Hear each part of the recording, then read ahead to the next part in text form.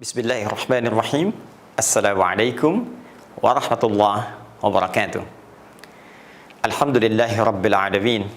Wassalatu wassalamu ala rasulillahil karim Sayyidina Muhammadin wa ala alihi wa sahbihi wa dhurniyyatihi wa ummatihi ila yaumiddin wa ba'du. Saudara-saudariku, apa kabar?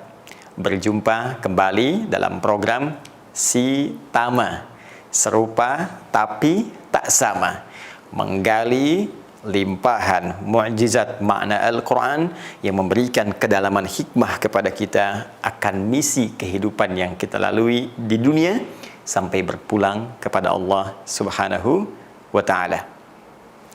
Saudaraku, dalam pertemuan perdana kita telah membahas tentang rahasia nama manusia yang seringkali diterjemahkan serupa dalam makna di mushaf, namun ternyata ia memiliki ungkapan kata berbeda dalam Al-Quran. Dari 4 nama setidaknya yang disebutkan, baik itu bashar, ins, insan, dan annas, keseluruhannya hampir diterjemahkan serupa dalam Al-Quran, berarti manusia. Setelah kita uraikan pembahasan tentang bashar di pertemuan yang lalu, kini saatnya kita mengungkap hakikat makna al-ins ketika disebutkan dalam Al-Quran. Hati-hati, jangan-jangan sudah puluhan tahun menjadi manusia tapi belum paham bahkan tentang identitas dirinya. Baik, kata al-ins di dalam Al-Quran yang seringkali diterjemahkan dengan manusia pernah dianalisis bahkan oleh salah satu ulama perempuan yang pernah hidup di muka bumi dan itu kontemporer, salah seorang ahli Al-Quran bernama Aisyah Abdurrahman dengan nama pena bintu Syati. Beliau menulis satu buku yang sangat luar biasa, sangat baik menjadi referensi bacaan, bernama Al-Quran wa Qadayal Insan. Al-Quran terkait dengan persoalan-persoalan kemanusiaan. Beliau menganalisis dalam Al-Quran tentang makna dan diksi kata al-ins. Ditemukan uniknya, kata ini seringkali dipasangkan dengan kata jin, al-jin, dan disebutkan pasangan ini setidaknya sebanyak 18 kali di dalam Al-Quran. Quran surah ke-51 ayat 56, "Wa ma khalaqtul jinna wal ins illa liya'budun." Quran surah ke-55 ayat ke-33, "Ya ma'syaral jinni wal ins in istata'tum an tanfudhu min aqtaris samawati wal ard fanfudhu la tanfudhuna illa bisultan." Di surah yang sama di ayat ke-74, "Lam yatmithhunna insu qablahum wala jan." Selalu senantiasa bersanding, jika disebutkan ins muncul jinnya, jika disebutkan jin bersanding insnya. Lantas apa makna ins ketika disebutkan dalam diksi pilihan di firman Allah yang terangkum dalam Al-Quran itu? Baik, di sini saatnya coba kita gali, teman-teman sekalian. Ternyata pendalaman kebahasaan, dan ini penting untuk dikaji karena Al-Quran difirmankan oleh Allah dengan bahasa Arab, dan bahasa ini memiliki gramatikal yang sangat luar biasa, kaya makna dalam hikmah. Karena itu jika Anda ingin mengerti tentang Al-Quran, tentang konteksnya, tentang maknanya, tentang limpahan hikmahnya, maka di antara instrumen ilmu pengetahuannya adalah mengetahui kaidah-kaidah bahasa. Selain penjelasan-penjelasan yang diterangkan tentunya oleh Rasulullah Sallallahu Alaihi Wasallam yang dirangkum oleh para sahabat, diteruskan kepada tabi'in, disampaikan pada kita oleh para ulama. Al-ins dan al-jin, menariknya, dua kata yang memiliki makna paradoks atau berlawanan. Secara bahasa, ins bisa berarti sesuatu yang tampak, makna pertama. Sedangkan jin sesuatu yang tersembunyi. Kalau saya berikan teman-teman rumus cepat ya dalam bahasa Arab, setiap ada kalimat yang di dalamnya diawali dengan kata jim, kemudian nun, apapun huruf setelahnya, itu umumnya bermakna sesuatu yang tersembunyi. Contoh, janin, ya, janin. Kalau kita tuliskan jim, nun, ya, nun. Janin. Awalnya jim, kemudian nun. Kenapa janin disebut dengan janin? Karena ia tersembunyi. Ya, tak nampak, berada dalam rahim ibunda yang tengah mengandung itu. Surga, ya, disebutkan diksinya dalam Al-Quran dengan kata jannah. Perhatikan baik-baik. Jannatun, jim, nun, setelahnya tak marbutah. Kenapa jannah disebut dengan jannah, surga disampaikan dengan jannah? Karena sekarang belum tampak dalam pandangan kita. Jin disebut dengan jin karena memang sifat penciptaannya, dia diciptakan dalam keadaan yang tersembunyi, tak nampak dalam pandangan kita. Berbeda dengan manusia. Ketika dipasangkan dengan kalimat jin, maka diksi yang disampaikan oleh Allah menggunakan kata ins, yang diantara maknanya sesuatu yang tampak, terlihat sosoknya. Karena itu tidak ditemukan ada bayi terlahir, tangisan terdengar, tapi wujudnya nggak ada. Tapi dicari, wujudnya nggak ada, itu mustahil. Pasti terlihat, pasti tampak, ada wujudnya. Maka sebagian ulama kemudian menyampaikan satu pendalaman yang sangat luar biasa, memberikan kesan bahwa fitrah manusia itu pasti akan tampak dalam kehidupannya, terlihat, muncul. Nah, sebaliknya jin tidak tampak, tersembunyi. Nah, makna terbaliknya, jika ada jin di sini melakukan penampakan misalnya, ini menunjukkan jin sedang keluar dari fitrahnya. Ini menunjukkan jin sedang punya masalah. Ya, jadi jin menampakkan saja itu sudah bermasalah, apalagi manusia yang cari-cari penampakan jin. Pun demikian sebaliknya, manusia itu biasa tampak. Ya, keluar rumah tampak, masuk rumah tampak, datang ke kantor terlihat, keluar kantor terlihat. Sebaliknya, jika ada manusia yang senang sembunyi-sembunyi, masuk ke rumah sembunyi-sembunyi, masuk kantor, sembunyi-sembunyi. Pulang kantor, sembunyi-sembunyi. Masuk masjid, sembunyi-sembunyi. Ini menunjukkan dia sama dengan, bukan sama dengan jin. Awas, jangan tebak-tebakan. Sama dengan sedang keluar dari fitrahnya, secara singkat, dia sedang punya persoalan. Satu. Baik. Dua, kita bahas kebahasannya dulu, teman-teman sekalian. Dua, ins itu bisa berarti sosok yang lembut. Dari kata al-anas, anisah, al-uns, sesuatu yang lembut, ramah. Lembut, ramah, baik. Sebaliknya jin punya bawaan makna yang kasar, sulit diatur, urakan, kasar. Karena itu tidak pernah kita mendengar misalnya ada jin melakukan penampakan tiba-tiba menjadi lembut. Dia mengatakan misalnya, permisi Ustaz, bolehkah saya ikut ta'lim? Mustahil. Jin fitrahnya tidak ada kelembutan. Karena itu sekalipun ia masuk ke dalam tubuh seorang manusia, pasti tidak akan berubah menjadi lembut. Kalau tidak mengacau dengan tindakannya, mungkin dia akan meracau dengan kata-katanya. Namun sebaliknya, manusia, al-ins, ketika diciptakan oleh Allah Subhanahu wa Ta'ala, fitrahnya berlawanan dengan karakter jin. Bila jin itu kasar, manusia itu lembut, manusia itu ramah. Dan dengan kelembutan ini, Allah bahkan memberikan informasi yang sangat indah, menunjuk pada karakternya, sifatnya, ya, tampilan etisnya, normanya. Di Quran surah ke-17 itu, ayat ke-70. Walaqad karramna bani Adam. Sungguh kami telah muliakan, ya, karoma yakrumu, ya, karim, karamah itu menunjuk pada kemuliaan, sifat dan sikap. Ya, karena itu kalau ada orang baik tuturnya, baik pandangannya, baik kemudian sikapnya, maka orang Arab mengatakan Masya Allah, huwa rajulun karim. Dia orang yang sangat mulia, dia orang yang sangat baik.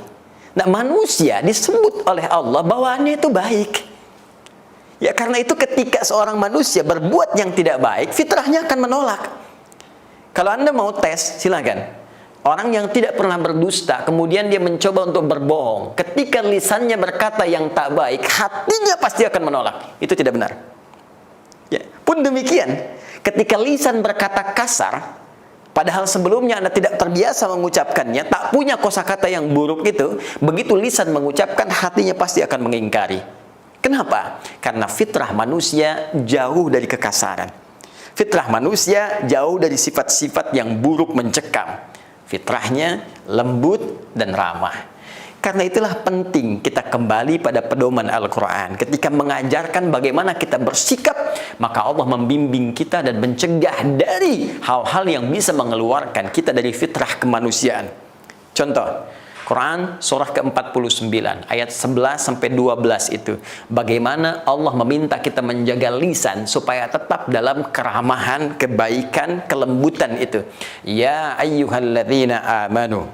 Hei orang-orang yang telah menyatakan dirinya beriman kepada Allah Subhanahu wa taala, la yashar qaumin qaum. Jangan saling mencela. Karena mencela itu kasar. Mencela itu buruk, ya. Sebetulnya cukup jadi manusia saja lembut. Jadi kalau ada orang yang terbiasa mencela, kata-katanya kasar, jorok, maka patut dipertanyakan kemanusiaannya. Apalagi kemudian dia mengaku beriman. Ya, la yaghtab ba'dukum ba'dha. Jangan gibah, jangan gosipkan orang. Ya, jangan bicarakan keburukan-keburukannya karena engkau itu makhluk lembut, kau makhluk baik. Kalau ada kegiatan yang spesifik hanya menyoal orang lain, ini menunjukkan ada fitrah kemanusiaan yang sedang bergeser dari relnya. Apalagi jika itu dilakukan oleh insan yang beriman. Baik, ini baru dari segi pengertian bahasa yang tentunya tidak akan jauh dan keluar dari turunan-turunan petunjuk Al-Quran.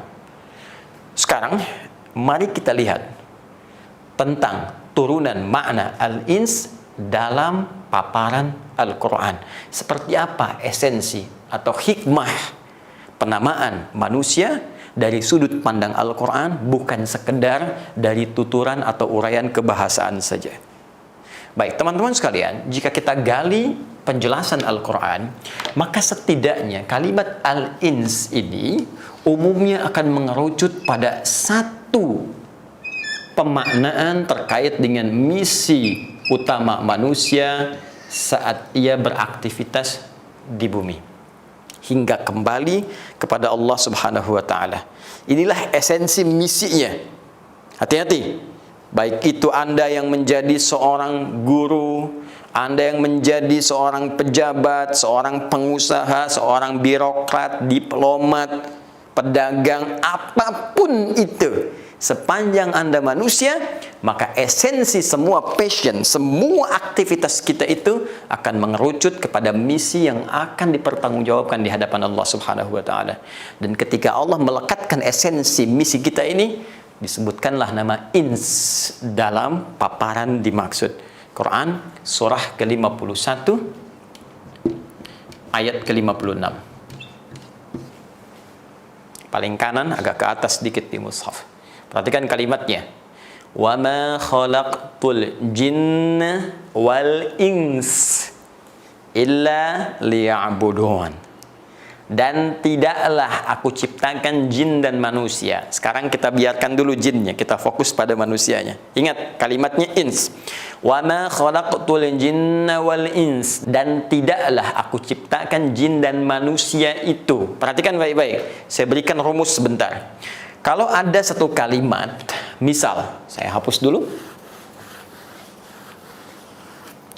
Ada kalimat dalam bahasa Arab dibuka dengan kata ma, seperti ini. Maka kalimat setelahnya, itu maknanya nafi. Ditolak, ditepikan, ditinggalkan, ditanggalkan. Baik, kita ambil contoh. Langsung ke ayat Al-Quran tadi. Wa ma khalaqtul jinna wal insa. Wa ma khalaqtul jinna wal ins. Kan? Seperti ini. Kita hapus dulu yang ini. Wa ma khalaqtul jinna wal ins. Fokus. Dan tidaklah, ya, aku ciptakan. Tuh, langsung menggunakan kata aku berbentuk tunggal dalam proses penciptaan. Ya, aku seakan ingin menegaskan tidak ada yang bisa mencipta jin juga manusia kecuali hanya Allah. Karena itu sifatnya ketunggal, menunjuk kepada keesaan Allah Subhanahu wa taala. Fokus baik-baik. Kalau kalimatnya begini, dan tidaklah aku ciptakan jin dan manusia, sampai di sini saja, maka jin dan manusia tidak akan ada. Ya. Ingat, ma huruf nafi, meniadakan, meninggalkan, menanggalkan, ya, menepikan, tidak ada. Nah, kalau dari sini kita akan menetapkan satu, menafikan yang lain, ini hilangkan semua, tetapkan yang satu, maka tambahkan illa setelahnya, ditathbit atau isbat. Illa ini. Fokus. Wa ma khalaqtul jinna wal ins, dan tidaklah aku ciptakan jin dan manusia illa kecuali. Kalau ada kecuali, berarti ini semua ditepikan, kecuali menunjuk pada yang ini saja. Nah, setelah kecuali ini, apa keterangannya? Pakai lam ternyata. Li, Allahu Akbar, indah sekali. Ya buduni, liya buduni.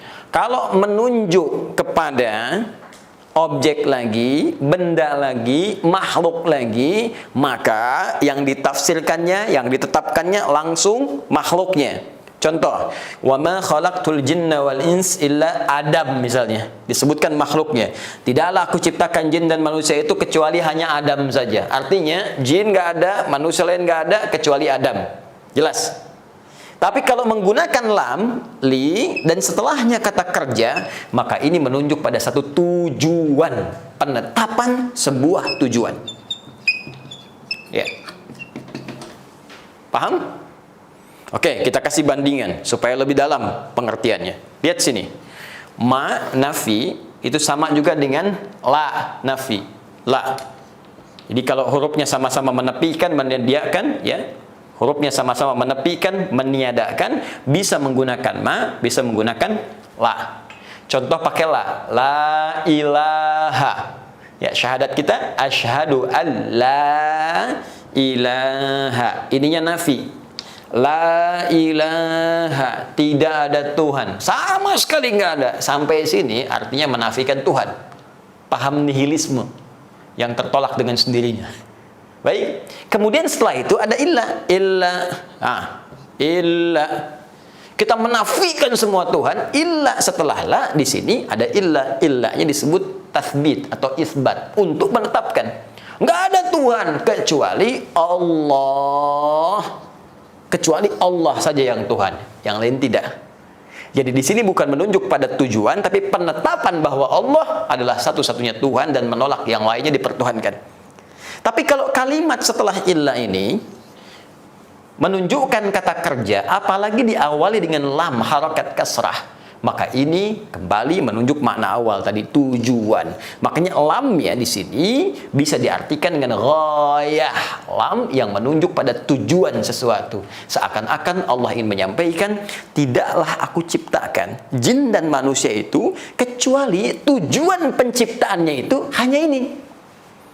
Jadi kalau manusia dan jin, atau kita saja sekarang sebagai manusia, setelah diciptakan tidak mengerjakan apa yang Allah firmankan di ayat ini, maka seakan-akan kita keluar dari jalur penciptaan itu.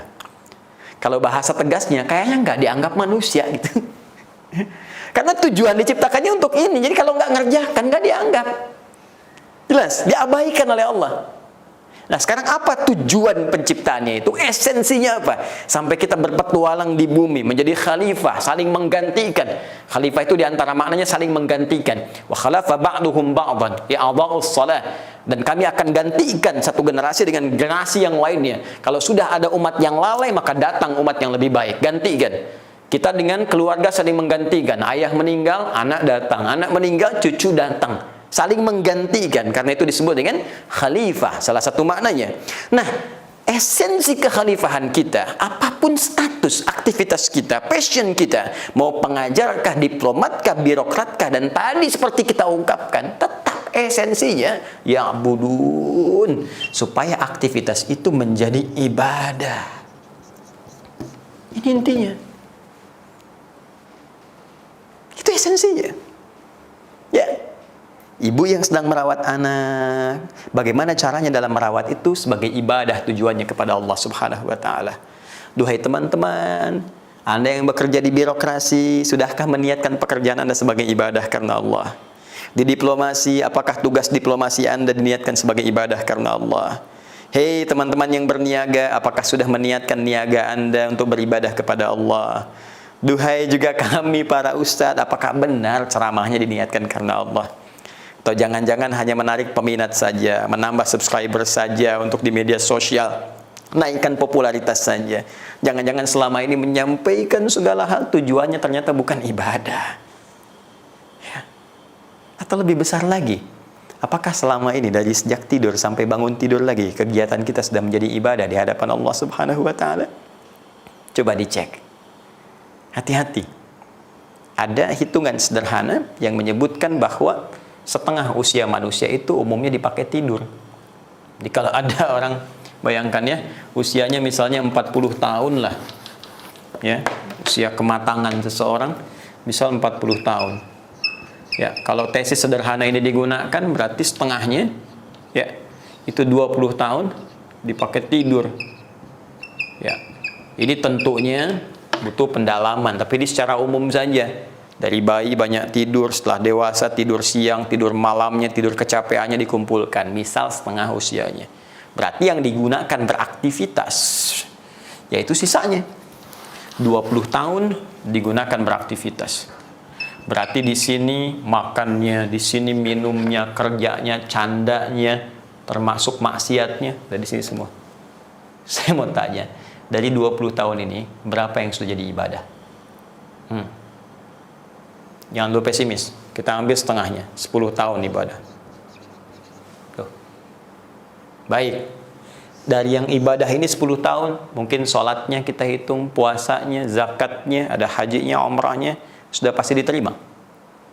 Sedangkan syarat diterima ibadah ada keikhlasan. Wa ma umiru illa liya'budullaha mukhlishina lahuddin. Quran surah 98 ayat 5 itu. Dan tidaklah mereka diperintahkan untuk mengerjakan ibadah itu. Lihat, di Quran surah 51 ayat 56, tuh, illa liya'budun. Di Quran surah ke-98 ayat 5, wa ma umiru illa li-nya muncul lagi. Liya'budullaha, ni-nya langsung diserahkan ke Allah. Dan tidaklah mereka diperintahkan untuk beraktivitas kecuali menjadikan aktivitasnya sebagai ibadah karena Allah, mukhlishina lahuddin, dan berusaha ikhlas menunaikannya. Pertanyaannya, dari 10 tahun beribadah, berapa tahun yang ikhlas? Boleh jadi sedang sholatnya ria karena ingin dilihat orang. Tarawehnya kemarin pengen tampak orang lain. Baca Qur'annya pengen terdengar orang, pengen terupdate statusnya. Bahkan doanya pun pengen diaminkan di Facebook. Aminkan ya. Yang suka like ya. Coba berapa? Dari sekian ibadah kita yang ikhlas berapa? Ambil setengahnya bisa. Ambil 5 tahun. Jadi orang yang berusia 40 tahun, misi produktifnya, ibadah yang berpeluang besar dibawa ke hadapan Allah dengan keadaan lapang itu cuma 5 tahun. Sekarang dosanya berapa tahun? Maksiatnya berapa tahun? Terus semudah itu Anda ingin mengatakan, saya pengen ke surga. Kita akan dihisab, teman-teman sekalian. Akan dihisab. Karena itu ketika Allah berbicara tentang hisab itu dan menantang kita, kalau nggak punya bekal, ya, Anda pengen lari dari hisab, silahkan tembus langit, tembus bumi. Buka Quran surah ke-55, ayat 33 itu. Ya ma'syaral jinni wal ins. Hai semua kalangan jin dan manusia. Ya, ins kalimat yang digunakan. In istata'tum an tanfudhu min aqtaris samawati wal ardi fanfudhu. Kalau kamu punya kemampuan sekarang saat dihisab ini, silahkan tembus langit, keluar, lari dari sini. Ya, tembus kedalaman bumi, silahkan tembus. La tanfudhuna illa bisultan. Kamu nggak akan mungkin keluar dari sini kecuali kalau mampu. Ini kalimat retoris, nggak usah dijawab. Nggak akan mampu. Nggak akan mampu. Ya, sama dengan ada orang besar gini, ya, datang ke anak TK, kalau kalian berani lawan saya, ayo lawan saya. Ya, kalau kalian mampu, Nggak akan mampu. Nah, ini permisalan, dan laisa kamitslihi syai', nggak bisa dikisahkan, nggak bisa dilukiskan saat situasi itu. Tapi Allah menantang kita, disebutkan kalimatnya ins. Kalau emang merasa kamu hebat, sampai kamu nggak ibadah, kamu kumpulkan uang sebanyak-banyaknya, itu hanya untuk pamer saja, pamer rumah, pamer kendaraan, pamer jabatan.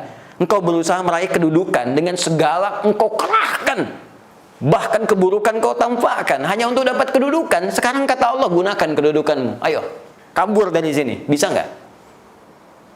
Engkau merasa punya kemampuan, engkau merasa hebat, tembus langit, tembus bumi, hadapi aku, kata Allah. Bisa nggak? Jadi kalau Anda yakin akan pulang, kita yakin akan meninggal, harusnya punya persiapan. Sesekali cobalah baca ayat-ayat tentang ancaman, ayat-ayat tentang hisab, ayat-ayat tentang kuburan. Duhai Anda yang seringkali melihat kemewahan, membandingkan tentang terlihat eloknya dunia, rumah yang mewah, kendaraan banyak. Sekali-kali cobalah tadabbur ayat-ayat kuburan. Kira-kira rumah Anda di kuburan itu sama terangnya nggak? Sama luasnya nggak? Itu belum hisab, itu baru nunggu. Baru nunggu. Makanya kita diingatkan. Dan yang paling dahsyat, ketika Anda mengatakan saya pengen ke surga, surganya Firdaus, saat diungkapkan surga pun, ya, sebagai apresiasi dari hasil pekerjaan kita saat di bumi mengusung misi ibadah, dari sini dapat poin namanya pahala. Dari pahala ini kita bawa pulang kepada Allah, ya, dan kita mempertanggungjawabkan semua kegiatan ibadah kita. Lantas dengan rahmat Allah dimasukkan kita ke dalam surga. Saat masuk surga pun yang disebutkan kalimat ins. Silahkan buka di ayat 74-nya di surah yang sama, Ar-Rahman. Lam yatmithhunna insun qablahum wala jan. Ins disebutkan duluan. Tuh. Ada orang-orang hamba-hamba Allah yang saleh dimasukkan ke dalam surga dengan segala kenikmatannya yang tak pernah dimasuki, tak pernah disentuh tempat surga itu oleh manusia-manusia sebelumnya. Seakan-akan memberikan korelasi, kalau manusia benar ibadahnya, benar sholatnya, benar bacaan Al-Qurannya, benar zakatnya, benar bicaranya, benar pendengarannya, benar tatapannya, ya, benar pikirannya, maka ringan hisabnya di akhirat dan damai hatinya saat memasuki surga yang penuh dengan ketentraman itu.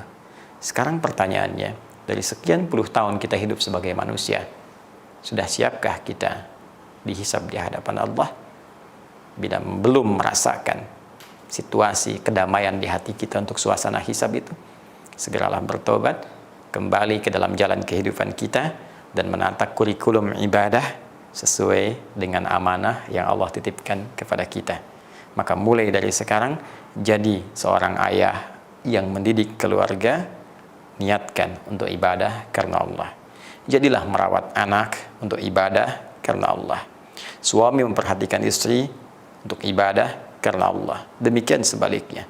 Anda yang bekerja, niatkan untuk ibadah karena Allah, supaya ringan saat kita wafat kembali kepada Allah Subhanahu wa ta'ala.